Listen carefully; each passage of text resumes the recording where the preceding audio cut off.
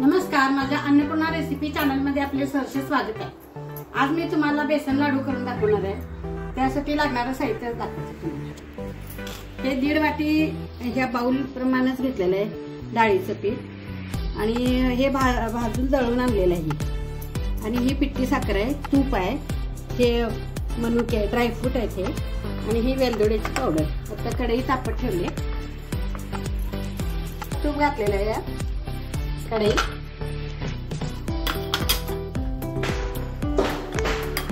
हे तूप काढलेलं आहे, आता आपण त्यात डाळीचं पीठ घालूया।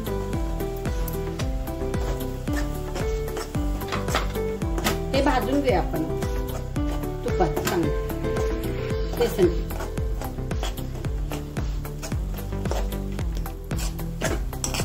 असं चांगलं भाजून घ्यायचं बेसन। आता हे बेसन चांगलं भाजलेलं आहे, बेसन पीठ हे तुपात चांगलं भाजून घेतलंय, खरपूस असं वास सुटलाय मस्त पैकी। आता आपण ताटात काढून घ्या, त्यात वेलदोड्याची पावडर घालून घ्या।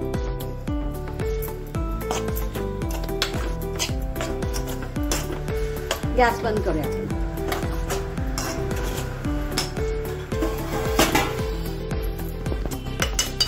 त्यात आता पिठी साखर घालून घ्या।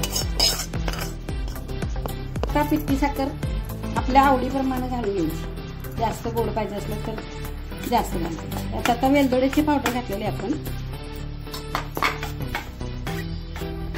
गरम असतानाच घालायचं।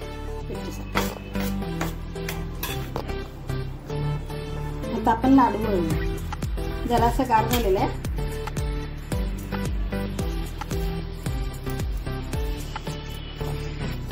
हे असे लाडू वळून घ्यायचे, मस्त होतात बेसनचे लाडू।